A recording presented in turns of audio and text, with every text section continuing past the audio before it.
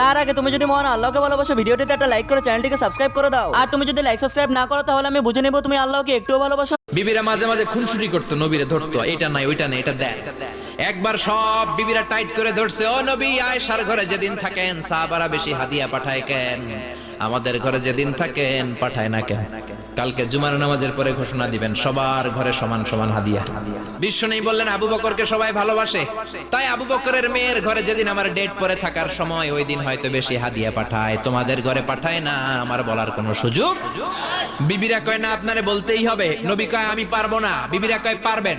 In the mean time দরজার উপর থেকে কে যেন সালাম দিল, আসসালামু আলাইকুম ওয়া রাহমাতুল্লাহ। বিশ্বনবী বললেন ওয়া আলাইকুম আসসালাম। বিশ্বনবী বুঝতে পারলেন সালামটা আমার ওমরের সালাম।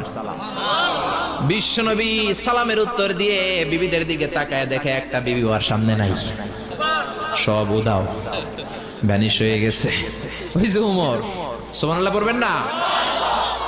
এই জন্য ওমরকে শয়তানও ভয় পেত।